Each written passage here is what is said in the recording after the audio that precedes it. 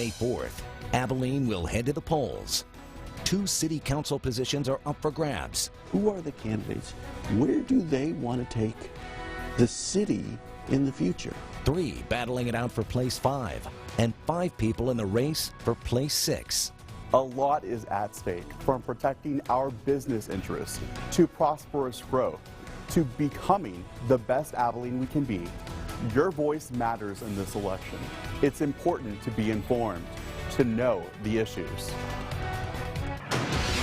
Right now, live from your local election headquarters and in association with the Abilene Chamber of Commerce, this is the City Council debate on KTAB. Now, here's Bob Bartlett. Good evening. Thank you for joining us. I'm Bob Bartlett. During the next partners at the Abilene Chamber of Commerce and in coordination with McMurray University political science professor Dr. Paul Fabrizio. Each candidate will be given a specific time to answer the question. They all get the same amount of time for that particular question. And when time is up, you will hear a bell and we will move on. And this is a two-way street. If you have a question and want it asked, go to the KTAB Facebook page and we could pick it. In fact, KTAB Stacy Lopez is standing by right now live in our newsroom, monitoring your questions on our Facebook page and website.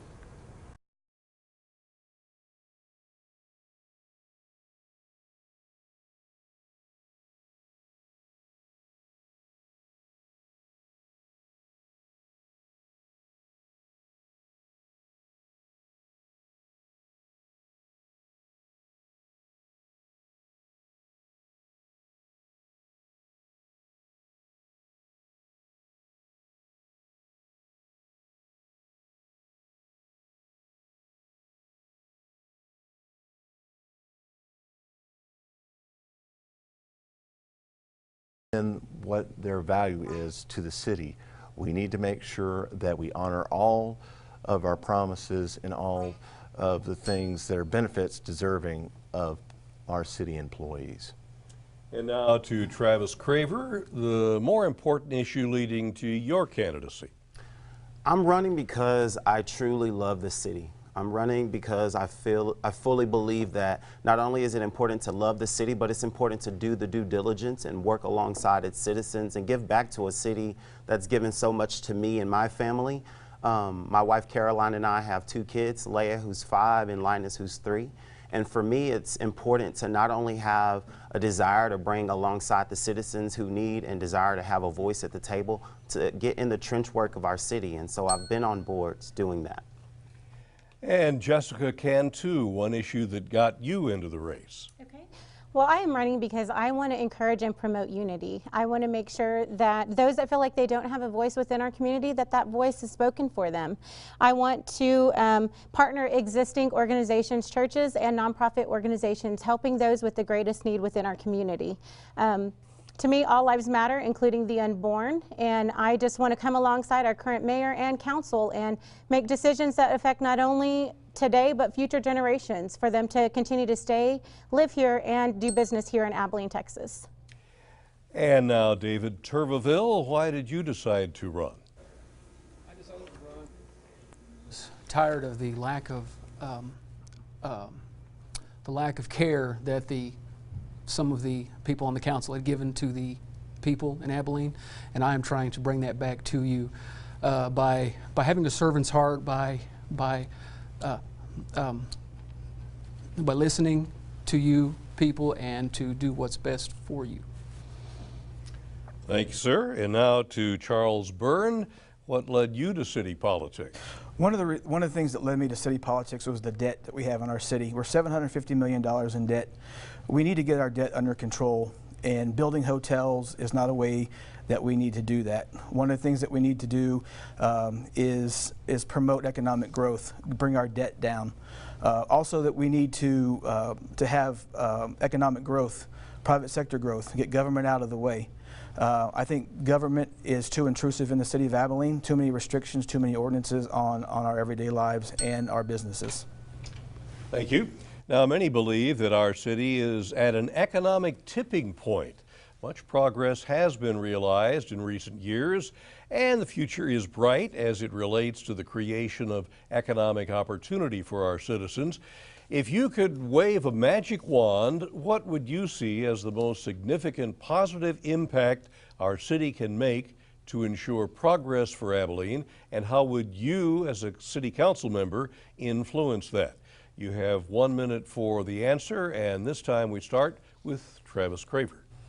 For me, I don't believe that there's one answer for the whole city, but I do believe that it's important for us to recognize that we have people in our community who are hurting, people that in the 79603 area where the median income is at $18,000. I think it's important to understand that there are people here who desire to have jobs that are meaningful, jobs that will place them in a position where they can flourish and thrive in this city. And so for me, I believe this hotel is a great start to that. If you'll think in terms of the 7.5 that's being invested by local citizens, and not just that, but the 12 million that was invested in tourism dollars, that's $700 less per household that each and every one of us citizens had to pay in terms of our taxes. And so I think it's a step in the right direction. I don't think that there's an answer that fits it all, but I think that this is one of the catalysts that can get our city moving in the right direction. Thank you, Travis. Jessica Cantu, what positive impact would you have serving on the city council?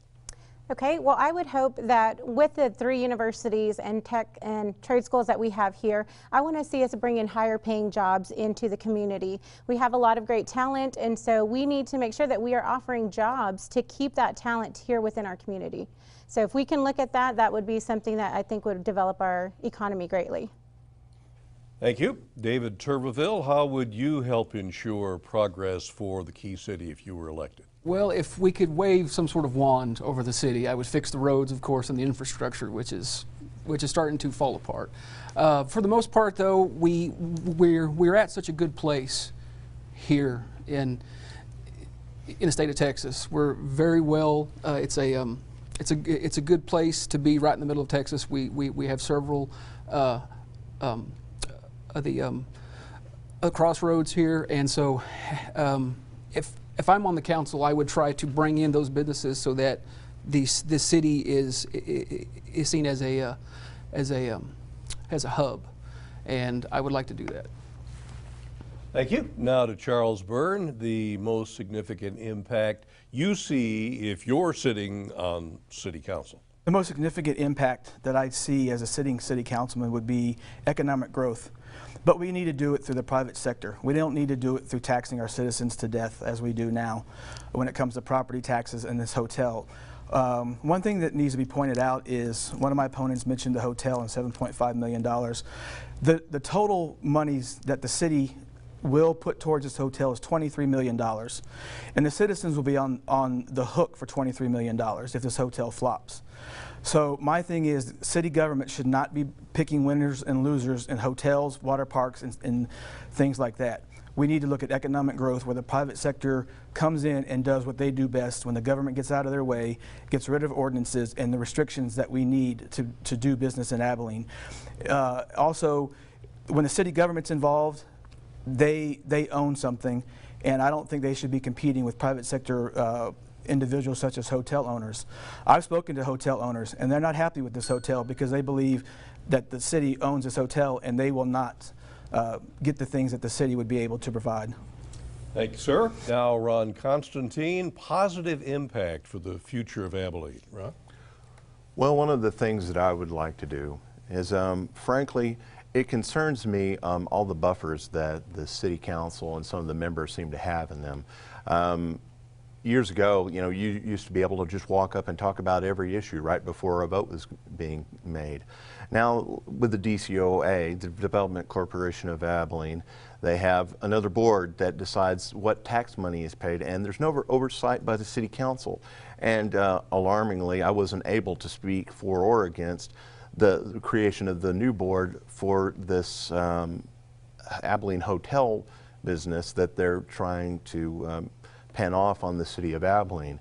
I believe that we have plenty of hotels already in the city. We're building 2 more, and it concerns me when I talk to a county commissioner that our mayor won't even discuss details with one of them, much less a candidate running for city council. The city council has become too aloof and too detracted from citizens.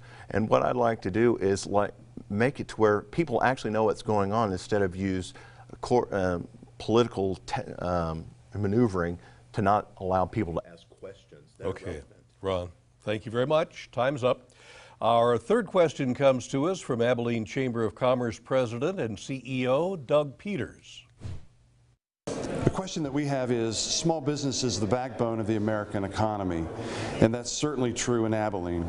If elected to City Council, what 3 priorities will you commit to ensure our city is viewed as small business friendly and a place where job creators and risk takers can thrive? And candidates, you have 45 seconds for your answers, beginning with Jessica Cantu. Well, small business is important to me. My father is an entrepreneur and he has many small businesses. And so this is something that's very near and dear to my heart. So as a council person, I would make sure that we are looking at incentives and tax abatements for these small businesses to be able to come in and thrive within our community. I would want to make sure that we are not putting them under the same umbrella as big box chains or multi-dollar corporations. I want to make sure that we are looking at them individually and looking at the needs that they have as a small business, coming together as a city and supporting them in whatever needs they may have. Now, David Turbeville, 3 priorities for a small business positive city. One would be to have some sort of tax, like a tax incentive to come here and to start a business.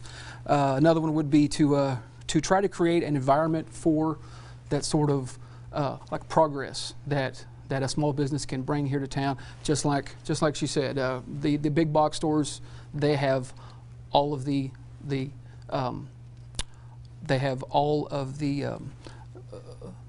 pool when it comes to going into a town and things like that. So you have to make sure that you have a place where a small business can come in and have a startup and just begin very well. Thank you, sir. And Charles Byrne, how to keep Abilene attractive to small businesses. Mr. Peters asked for 3 priorities. The first is infrastructure, the second is safety, and the third is private sector growth. You have to have good infrastructure and good safety to make sure that our businesses are taken care of. I do believe that small businesses thrive when people visit them. I also believe that when people are safe and the infrastructure is under control, small businesses can thrive. I work for a small business owner, Sign-Tex, here in Abilene, and when they put the water tax on his bill, it's something that hinders small business growth in Abilene. If elected to the city council, I would like to see that come off. It's just something that we need to look at in Abilene. Thank you, Charles. Ron Constantine, 3 things to make Abilene a place for small businesses. Well, as most people may not be aware, a half-cent sales tax when you purchase things in Abilene, whether you live here or not, goes to the Development Corporation of Abilene. One thing I would like to implement is that if any expenditure by the DCOA exceeds $250,000 to help promote new business in town, I would suggest allowing City Council oversight and bringing up these issues, at least for discussion, what was going on, instead of it being discussed in another meeting in another room somewhere else. Also, I've seen over the years how the city seems to lay on ordinance after ordinance. One that comes to mind is Jack in the Box, literally being run out of town because the city council couldn't get over the size of their sign, instead of keeping the people that were employed there in their job. All right, Ron, thank you. Now, Travis Craver, 3 things to focus on the small business perspective. I wanted to first answer one of my candidates who all of a sudden is against the hotel, but I wanted to make sure that we as taxpayers were educated on how the money is being spent for this hotel. There's over $45 million from private placement bonds that are going to definitely protect us, the taxpayers, from having this burden placed on us from the hotel, along with over $7.5 million from local foundations that's going to be pledged towards this hotel as well. But the three things that I think we can use to flourish, as far as the question that Mr. Peters asked earlier, is creating a space of innovation for our businesses, giving them a place where they can dream and thrive and communicate with one another, as well as making regulations make sense, having the space and the capacity for them to dream, but also not having so much red tape where they can't apply for licenses and different things and such. And I want to respond to Mr. Craver. Well, we'll get to you in just a minute. And when we get to you, you have the opportunity to do that, Charles. Thank you, Travis. As you know, an elected seat on Abilene City Council is an important responsibility, and one that I know none of you would ever take lightly. If elected, though, how do you view yourself as an elected representative of the citizens of Abilene, and what influence do you believe you will have to ensure our city is on the right track and stays there? You'll have 45 seconds to respond to this. David Turveville, we begin with you. Thank you, sir. To be a servant of you all, everyone watching this station, everyone in this room, to be a servant of the people, to talk to you and to listen. And as for the influence I would have, I'm a vote on the council. I'm part of the process, and I would love to have that opportunity.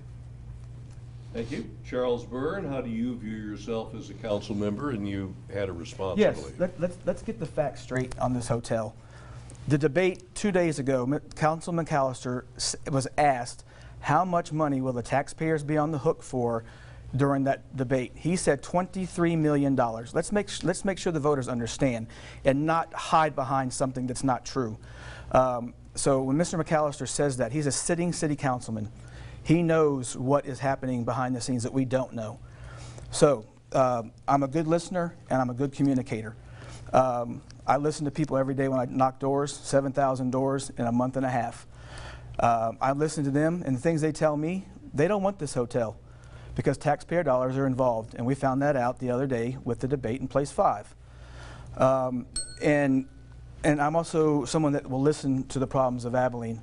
I've been involved with the city for over 12 years in different capacities, helping Charles. people understand. All right, you can say more. Time is up for this particular response. And Ron Constantine, what influence do you see yourself having on the direction of the city? Well, I can display that from years of experience being involved in Watchdog Group. I started the Abilene City Council Watchdog Group on Facebook, which at one time was the largest municipal watchdog association in the country. I think it's important for city council people to be in touch and be honest with their answers, and not use so much subterfuge when it uses parliamentary procedure in order to hide what's really going on here. I'm not a conspiracy theorist, but I do believe that all the facts should be made known. And one of the things that I would like to do is, one thing I have admired of Mr. Savage is he would rather at least say something instead of just being mute and not saying anything at all and just not answering constituents. All right, Ron, thank you very much. You mentioned Steve Savage, who is leaving the city council, and these 5 people are running for Place 6, which Savage has been representing. Travis Craver, what does it mean to be a city councilman? I think, just in order to respond to what was stated earlier, number one, I'm a servant, but also I'm educated. And so the facts that I was sharing earlier was a conversation I had with someone who's actually on the city council and who has shared those facts with me. And not only being educated, but I'm someone who's obviously been in the trenches on different committees here in our town, from the Pregnancy Resources of Abilene to the United Way to the Day Nursery Board to the Heritage Parks. I'm someone who is not only talking the talk, but walking the walk. And so I am someone who believes in understanding our views, understanding people in the community, having a wife who's taught at early childhood, knowing that there are a broad sector of our community that I not only have conversations with, but know personally as well. Thank you. And Jessica Cantu, how does being a council person influence the direction the city should take? Okay. Well, for me, I would say that I'm relatable. I would be somebody that is fair and listen to everybody within our community. I am a mother. I have children that are in our school district, so I care about what happens with that. I will be a voice and somebody that would hope to partner the relationship of our current city council with our school board.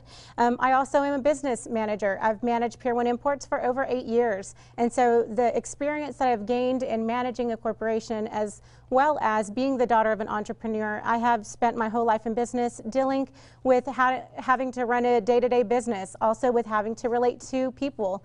And so that is something that I look forward to. I serve within my local community at my local church and other places that open up, but I hope to be able to be relatable to them. Thank you very much. Right now we want to check in with Stacy Lopez in the newsroom, who is tracking your reaction on Facebook. Stacy, what do you have for us?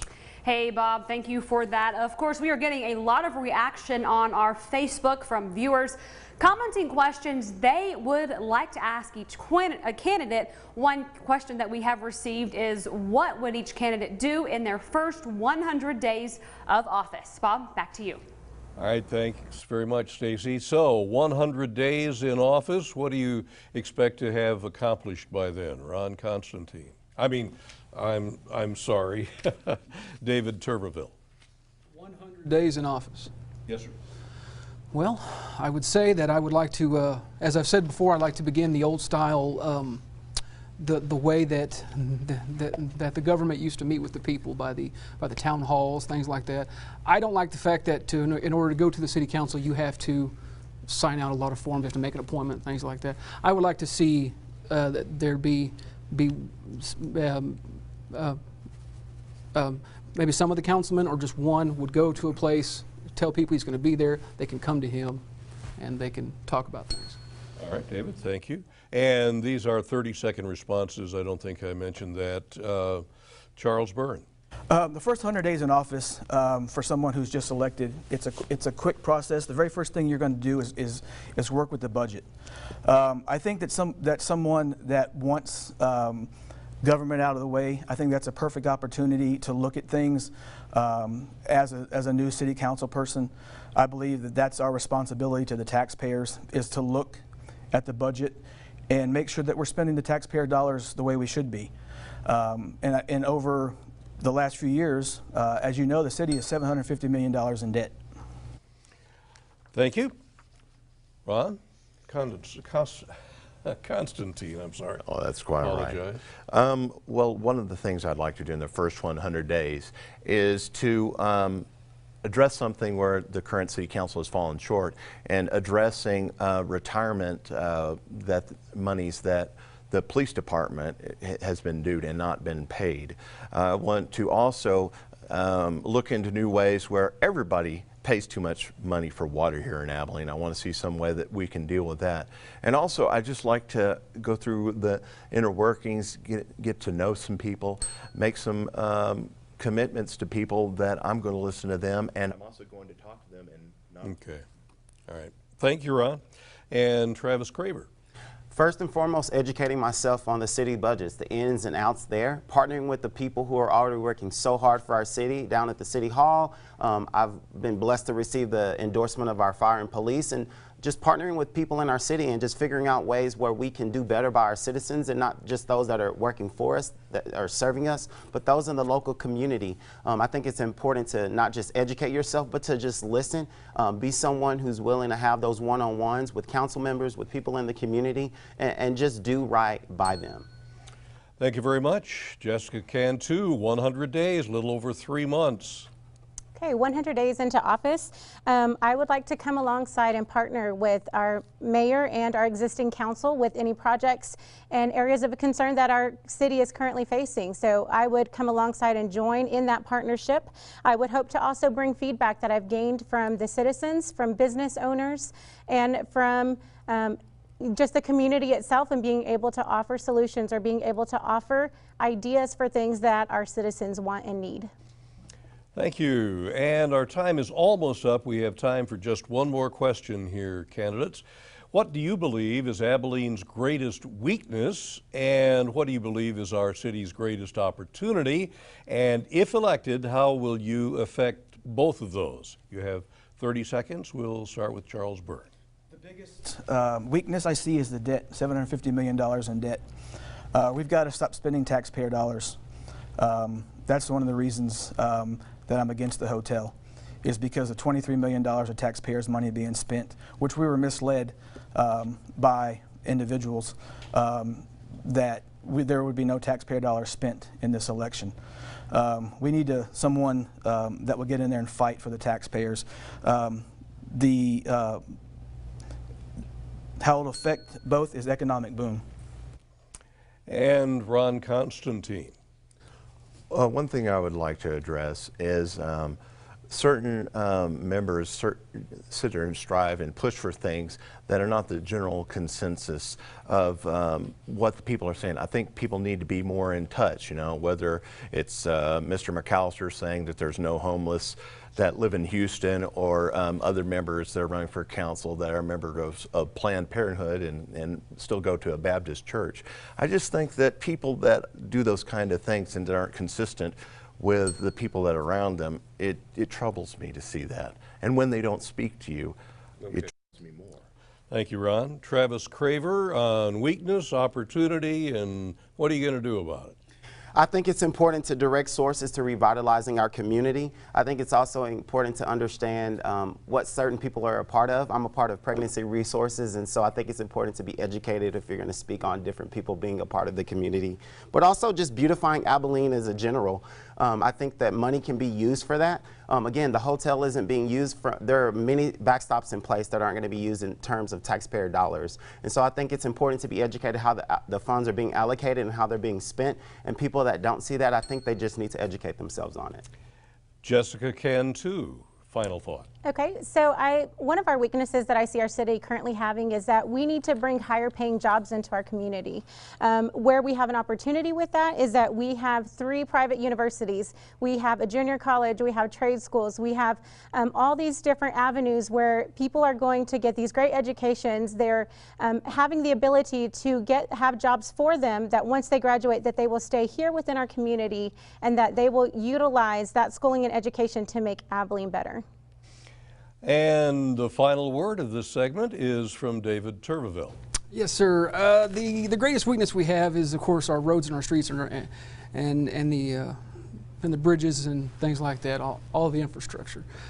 With the tax issues and things like that, I have looked on the Abilene City site on the website, and their opening thing says that we are in debt $420 million.